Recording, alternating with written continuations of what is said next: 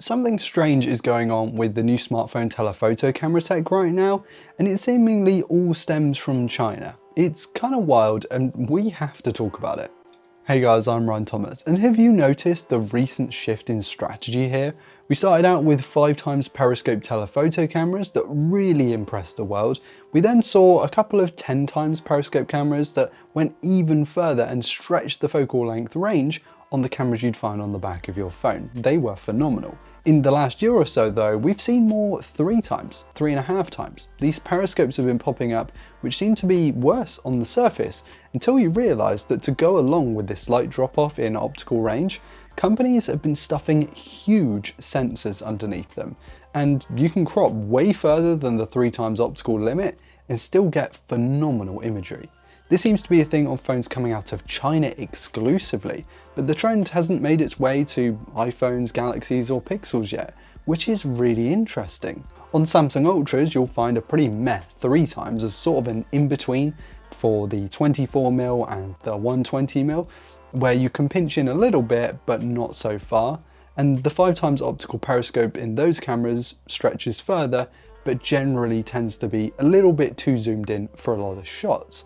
Because 5x is very handy to have, and of course it gives you the stronger base, but a lot of photos, once taken with real cameras, stuff like portraits, architecture, they're shot between 70 and 85mm, which is roughly 3 to 4 times on a smartphone camera. It's almost a bit like a sweet spot in photography, because you can apply a crop to get to 5x if you want to and not lose heaps of quality, and you'll still get to that 120mm mark. 3x is a far more convenient base to work from, I think, and it's not too cropped if you want to. It gives you that flexibility. OnePlus might have been the first to have done this in a high-profile phone in the US with its OnePlus 12. I probably shoot 70 to 80% of my photos with the 3x day to day. It's a pretty healthy 64 megapixel half-inch sensor with a 3x periscope lens on top of it. It does a great job, offering a 6x native crop in the camera app, and of course you can push this way further with diminishing quality as you pinch in. I shot some of my favourite ever photographs with the OnePlus 12 last year, and I lent pretty heavily on that 3x shooter. And that's great and all that, but it pales in comparison to the real stuff, what Vivo and Honor and some others are doing in China right now. Because the 200 megapixel 1/1.4 inch sensors that we've seen in Chinese telephoto cameras have genuinely blown me away. These are sensors that are essentially the same size as what you'd find in the main cameras of a lot of smartphones, and yet offer crazy amounts of zooming capability. They are putting the highest end sensors in these things through a 3 to 4x periscope lens depending on which model, which gives you that 70 to 85mm portrait style lens with a massive sensor underneath it that can take images that don't necessarily look like smartphone images. There's a razor thin shallow depth of field without the need for any kind of portrait mode. There's far more light hitting the sensor because it's just a bigger sensor than any of the Western smartphone telephoto cameras. So low light is dramatically improved, dynamic range is better. Just everything about these long range shooters coming out of China is incredibly impressive. And this means that you can shoot standard video with the periscope lens and get a blurry background without the need for portrait effects, which is pretty huge for mobile videographers as well. In the case of what Vivo is doing, I believe this is also the case on the X200 Pro, but what I have here is the X100 Ultra. Not only are you able to shoot Ultra HD 4K 120p with that telephoto alongside the main, which is pretty cool, but that telephoto also has a macro setup. So you can now get insanely close-up shots with a pinched-in camera, where we've seen other models use the ultra-wide for this kind of thing. It's pretty crazy. It's not just the hardware that's impressive here, though that does play a massive part, arguably the biggest part of this story, but the computational photography helping lift details so that you can crop in further is crucial in how this whole system works.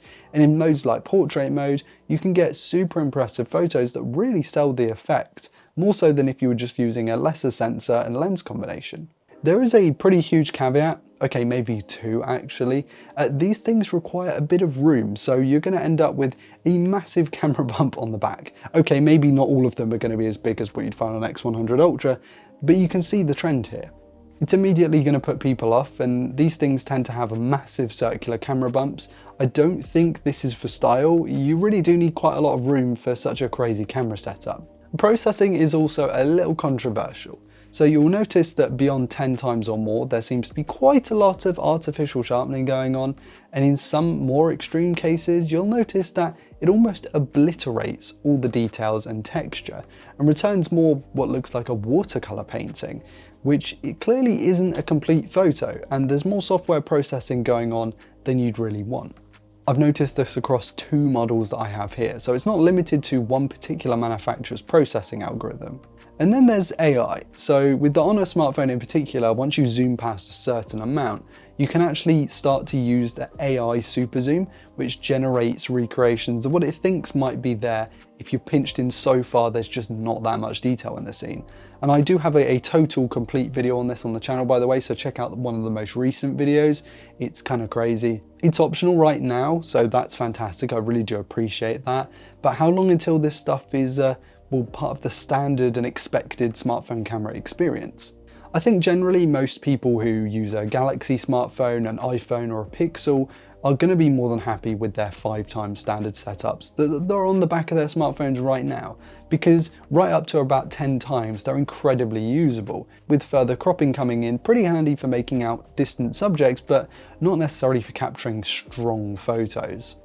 I have never heard anyone say that they needed a bigger zoom on their smartphone than what they currently have, which probably is an indicator that we really won't see much of this innovation coming to the West anytime soon. But these Chinese smartphone telephoto cameras have a lot of potential, and I see the 3x standard being the new 5x, especially with how far computational photography has come, and those massive sensors are playing a pretty huge part in that. I would have to guess that due to these size constraints, we'll see more like half-inch sensors, sort of like what the OnePlus 12 is doing and the OnePlus 13 in Western smartphones. I don't think they'll be putting 200 megapixel, well, almost 1-inch sensors in the telephoto cameras of the Pixel anytime soon. And with AI controversially inserting itself into this conversation, like it seems to do in a lot of conversations, it does start to worry me as a hobbyist photographer, someone a bit passionate about cameras to be honest, because I'd love to hear your thoughts on that whole scenario. It's kind of insane. I can't wait until we get this kind of stuff in Pixels or Galaxy phones.